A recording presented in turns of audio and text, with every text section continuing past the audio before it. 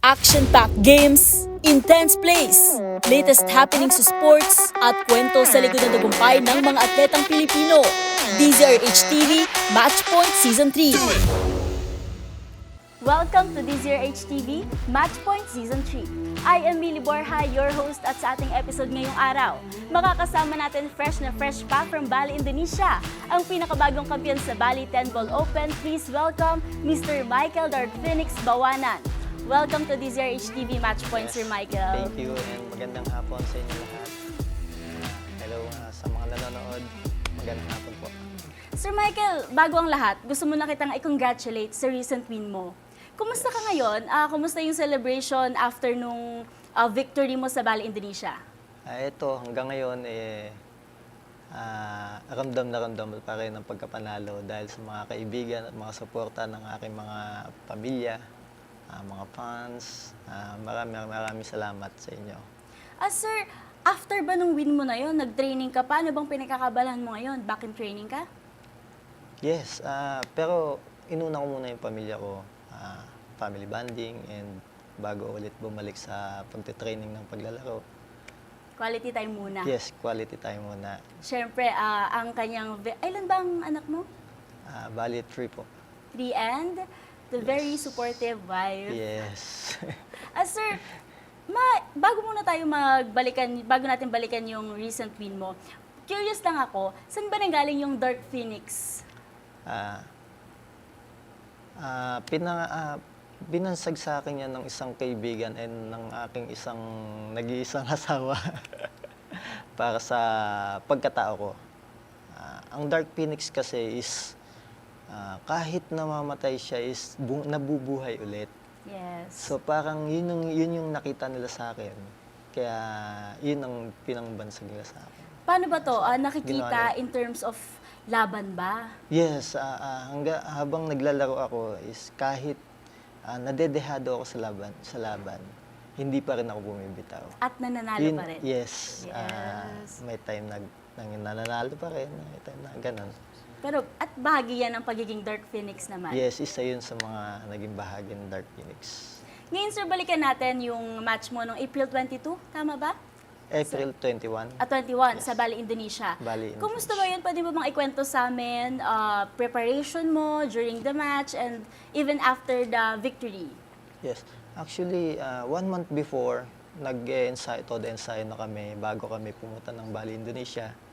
So, kailangan disiplina sa katawan din, kailangan yun isama para pagdating ng tournament, ready ka na. Yes. So, pagdating ng tournament is sasama mo rin ng dasal bago mag-umpisa para condition ka, kailangan disiplinado, yung mental and health mo, kailangan nakapokus sa tournament. Pero sir, dyan sa preparation na sinasabi mo, may difference ba yan sa mga dati mong match? Yung preparation mo dito sa Bali? Yes, meron.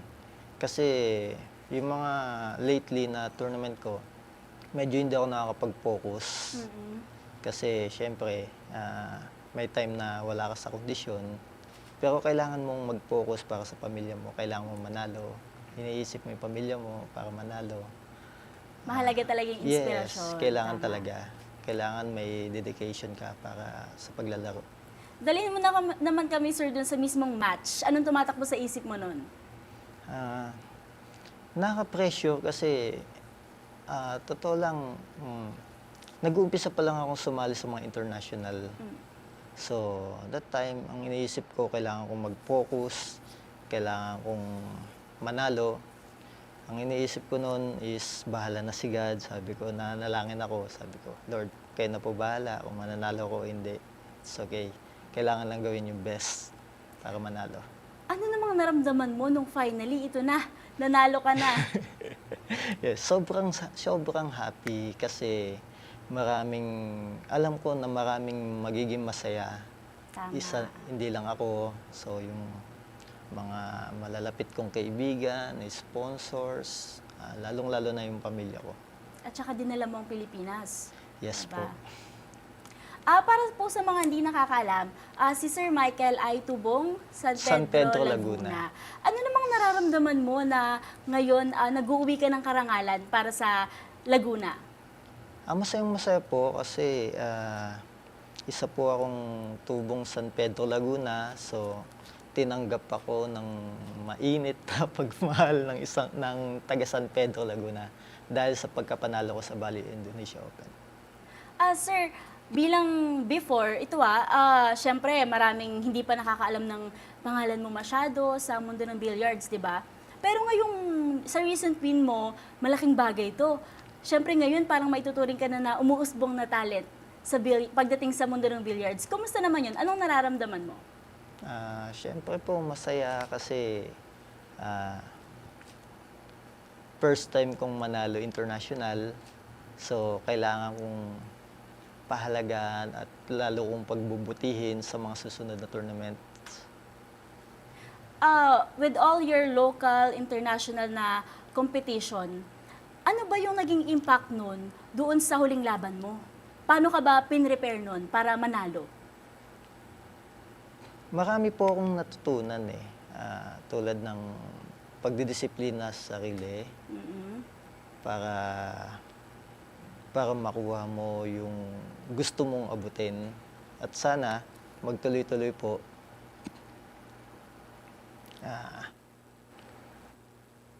Sa lahat ng mga tournaments na kailangan na mahabang preparasyon para sa sarili at para maging ready ka sa mga tournaments. Pero sir, matanong ko lang, since tama, di ba nagulat ka rin na ganito pala yung magiging impact ng pagkapanalo mo, gagawa pala siya ng ingay sa mga tao. Paano mo naiisip na i-build yung success mo sa mga future win mo? Kailangan pang mas magpursige, lalo ko pang pagpupursigihan maglaro, mag-ensayo, mag-focus sa mga susunod na tournament. Kailangan na mag-focus. Sir, matanong ko lang, balikan lang natin, sa tingin mo ano yung highlight nung panalo mo na to? At ngayon nga, dala mo nga dito yung trophy mo. Yung last rack na yun is talagang sobrang pressure na ako dahil hindi ko pa naranasan na ma-experience na manalo international. Ito ang first time? Yes, this is my first time na manalo ako international. So, nung sabi ko, Lord, ibigay mo na sa akin, bigyan mo ako ng sign na manalo. Pero, are you expecting na talagang pagsabak mo doon makukuha mo? O kahit ikaw, parang nagulat ka na lang din? No, hindi ko na-expect na makukuha ko to. So, naramdaman ko lang to nung finals na sabi ko, pag nakaramdam ako na mananalo ko, iba yung pakiramdam Yes. na mas may excite ka habang naglalaro. Parang yun atay matatawag nating champion's instinct. Nagkaroon ka nun, Sir Michael. Yes. Nagbabalik ang match point, kasama pa rin natin ang Pinoy Pride pagdating sa billiards, si Sir Michael Bawanan. Sir Michael, balikan naman po natin yung naging journey nyo. Pwede mo bang ikwento sa amin kung paano ka nagsimula sa billiards? Nag-umpisa ako niyan is I was 12 years old. Estudyante pa ako noon din dahil mahirap kami, dumidiskarte ako para magkaroon ako ng baon sa school. Nag-i-spotter ako sa bilyaran ng kapitbahay namin. For sure, maraming makaka-relate dyan. Yes. Dahil maraming mga estudyante nakikita sa bilyaran. Opo, gumigising ako ng maaga niyan. Pumupunta ako ng bilyaran. So, nagtataya ako ng mga bola para may pambaon ako sa school. So, bago ako pumasok ng school, kumikita ako, nakakadiskarte ako ng pambaon. Tapos hanggang sa nagtuloy-tuloy ba yan? Nagtuloy-tuloy, natututunan ko magbilyar, hanggang sa nakahiligan ko. Naging hanap buhay ko na rin habang lumalaki ako. Paano yung transition mula dun sa pagiging estudyante, papunta dun sa naging professional ka na? Ayan po. Year 2000, I was siguro mga 17 years old ako. Dumadayo na ako kung saan-saan para lang Lumaban. Tapos hanggang Student sa... ka pa nito? Po. Estudyante ka pa nito? Estudyante pa ako noon. Okay. So hanggang sa na-stop ako ng third year high school. So pinagpatuloy ko yung pagbibilyar ko dahil nakasanayan ko na, nakahiligan ko na nagustuhan ko na yung sports na to. So hanggang sa naging professional ako, nagtuloy-tuloy ako. Sa lumalaban ako kung saan-saan, nakikita ako ng mga sponsors na hinawakan ako, nilalaro ako kung saan-saan. Pero Sir Ayun. Michael, yung billiards, parang hindi mo na siya naalis sa sistema mo. Yes po. Ano bang meron, ano bang unique sa sport na to? Mahirap talaga laruin ng bilyar, sa totoo lang. Pero kapag nakapokus ka sa gusto mo o mahal mo yung sports, mas pahalagahan mo siya. Mas gugustuhin mo na gumaling ka sa sports na to dahil mahal na mahal mo to. Yes, Diba? parang nandun yung calling. Yes. Parang bata pa lang naramdaman mo na para sa billiards ka talaga. Yes, ganun po. Makaramdaman mo siya na kasi gustong-gusto ko tong sports na to, pagbubutihin ko Tama. para mas gumaling ako. At ngayon, talagang wala ka na dun sa gusto ko yung sports na to dahil ngayon, talagang ikaw na ang namamayagpag sa billiards. Sa totoo lang po, marami pa po akong kakulangan na kailangan i-improve, na kailangan insayuhin yung mga miss ko, na pagkukulang ko sa paglalaro. Marami pa po. Kailangan ko pang i-improve. Kailangan ko pang mahabang oras para pag-ensayuhan. Doon naman din nagsisimula Yes yun. po. Para sa mga susunod na tournament is ready ka na. Yes, yun naman ang maganda, talagang open para i-improve ang sarili sa paglalaro. Yes po. Pero Sir Michael, ito matanong ko lang, masasabi mo bang pang Pinoy ang billiards? At bakit? Magandang tanong po, Miss Mary. Sa billiard po kasi, sa larangan po ng billiard is, para sa akin Pinoy ang mas nangunguna sa ngayon. Kasi mas marami po talagang player sa atin. Hindi lang nakikilala yung ibang player na mga possible. At sana, balang araw po makilala din po sila. Sir, sa tingin mo, bakit kaya tayo namamayagpag? Maraming Pinoy ang talagang nagtatop sa billiards, kahit international, di ba? Yes po. Kasi marami na pong magagaling sa atin. Ultimo bata, sumasali international, may dugong Pinoy na kayang manalo. Yes.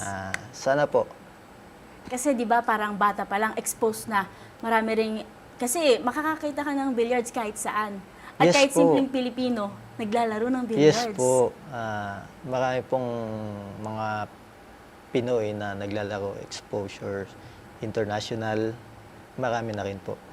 Sir Michael, nabanggit mo kanina na yun nga, galing ka nga sa hirap, pumasok ka Yes po. sa billiards para syempre may pambaon ka, pangtustos sa pag-aaral mo. Yes. Pero ano ba yung pinagkaiba nung finances mo, nung nagsisimula ka pa lang, yung paano ka kumukuha ng pondo para sa mga match mo, ngayon na lumalaban ka sa international scene na?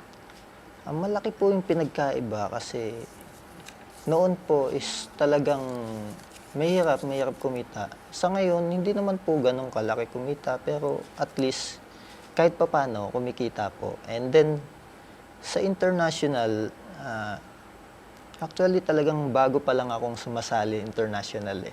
So hindi ko po masabi kung, pero para sa akin, sa mga tournaments international, once na manalo ka is mararamdaman mo na mas malaki talaga yung kikitain mo. Pero sir, may kukwento ka ba sa amin na instance before na nahihirapan ka talaga, na naging struggle yung fund para makapasok ka, makasali ka sa tournament? Yes po. Noon kasi is wala pa akong sponsor internationally. Kaya mas nakaka-pressure kasi gustong-gusto mo sumali para makita yung talento mo. So hindi mo magawa. Kasi Kasi kulang ka pa sa sponsor. Yes.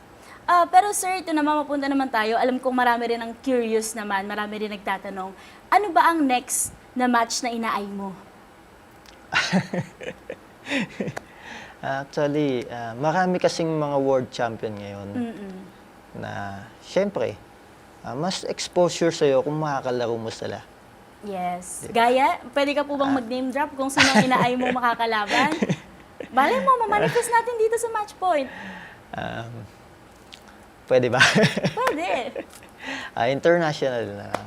Kasi nakalaro ko na siya last time sa Hanoi Open, Vietnam. Shane Van Boening ay isa siyang American World Champion. Okay. Bakit siyang gusto mo makatapat? Iba yung pressure na makakalaro mo. And mas masaya kasi excited ka na mas alam mo mas pagbubutihin mo Iba para yung manalo. challenge kasi, Iba yung challenge, makakatapat ng nache-challenge world ka. champion, tama. Nache-challenge ka kapag mga world champion mo nakakalaban mo. Tama. So, ikaw talaga after ka dun sa may thrill talaga kasi pag malakas ang alam mong malakas ang kalaban. Yes po. Grabe, very Yes competitive si Sir Michael. After naman natin dun sa gusto mong makalaban, pwede ba naming malaman kung sino yung tinitingala mo sa billiards? Siyempre, nag-iisang nagpasikat sa atin ng billiard dito sa Pilipinas. The greatest of all time, Efren Bata Reyes. Yes naman, the legend. Yes, the legendary. Ano naman nakita mo sa kanya na para maging inspirasyon mo siya sa sport na to? Ano ba yung tumatak sa'yo na mga batch niya o mga aral mula sa kanya? Marami po. Talagang napakasimple niya. Napakasimpleng tao kahit legendary. Hindi siya nakakontento sa galing niya. Kailangan niya pang masipag siyang mag-ensayo na kahit tinitingala na siya ng mga maraming tao kahit sa buong mundo. Very humble. Very humble, yes. Napaka-humble niya. Nakasama mo na ba siya personal? Yes po. Paano? Nakapag-usap ba kayo? May mga tips ba siya na binigay sa'yo? Yes po. Gaya na? Gaya ng paglalaro, kailangan mong matutunan yung mga hindi mo pa alam sa pagdating sa mesa Yes. habang naglalaro ka. Ano naman naramdaman mo noon? Kasi di ba, pangarap din talaga ng mga atleta yung makasama, yung mga iniidolo nila, mapa-boxing man yan, mapa-basketball man yan, mapa-gymnast. Anong naramdaman mo nung nakasama mo siya? At nakausap mo pa siya, may tip pa. Yes po. Siyempre napakasaya. Na-invite ko siya lately sa Mindoro. Nagpa-tournament po kami. So, in-invite ko sila ni Champ Django Bustamante. Sila po ang dalawa. So, nakasama ko sila habang ginawa ko silang guest sa Mindoro. Sa buong journey mo naman, local and international, di ba ito ang first international tournament mo? Yes po. Sa naging journey mo, bata ka pa lang, nag-start ka ng maglaro ng billiards. Ano ba yung aral na pinakatumatak sa'yo personally? Aral. Marami pong pagkakataon na gusto mo nang sumuko, pero mas gugustuhin mong lumaban.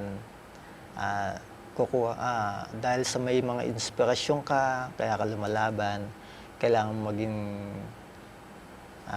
magbigay ng dedikasyon para sa sarili mo, para magpatuloy sa paglaban ng paglalaro.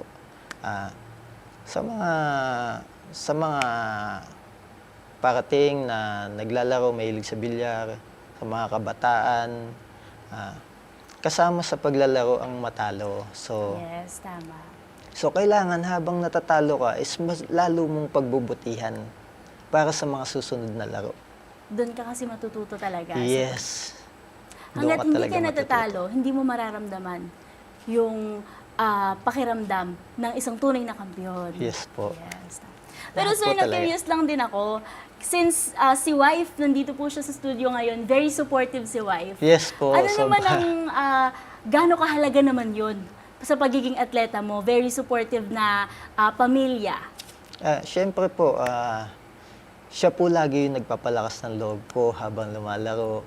So habang hindi pa lumalaro, alam niyang nagpapakondisyon ako para sa mga tournament. So, nag-ensayo ako, pinaghahandaan niya. Pinapangaralan niya ako kung paano gagawin mo, kung ganyan-ganyan. So, napakalaking tulong po sa akin sa napaka-supportive kong asawa. Very supportive and very sweet na wife. Yes po.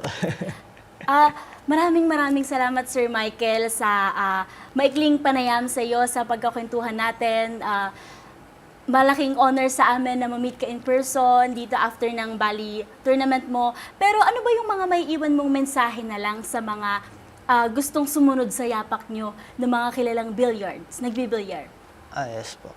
Sa mga kabataan na gustong gumaling o maging international tournament players, mas maganda pa rin yung nakatapos ng pag-aaral.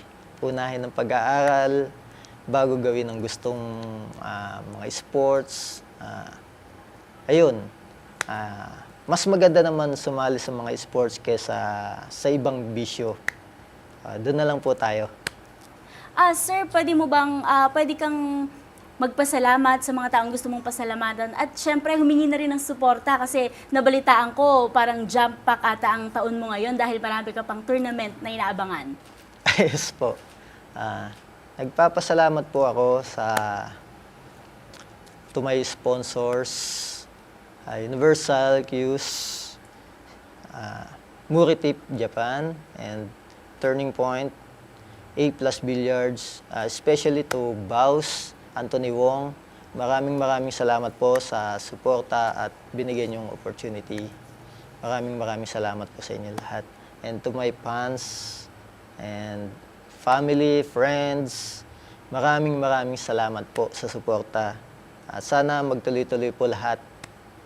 And syempre po, unang-una ang Diyos. Maraming salamat po. Sir, huli na lang iwan mo sa amin to. Ano ba sa tingin mo ang future ng billiard sa Pilipinas? Sana someday maging world number 1 ng Pilipinas sa larangan po ng bilyar. Thank you so much, Sir Michael. Sana ma-manifest natin yan. Yes po. maraming salamat po sa inyo. And that ends our season. Maraming salamat sa lahat ng nakasama natin sa buong season ng Matchpoint. Hindi ko na ho kayo may isa-isa, pero taos-puso pong nagpapasalamat ang buong team ng Matchpoint sa lahat ng aming nakapanayam, lalo na sa lahat ng sumubaybay. Again, I am your host, Millie Borja. At magkita-kita tayong muli, bit-bit pa rin ang makabuluhang kwento sa tagumpay ng mga atletang Pilipino. Ito ang DZRH TV Matchpoint Season 3.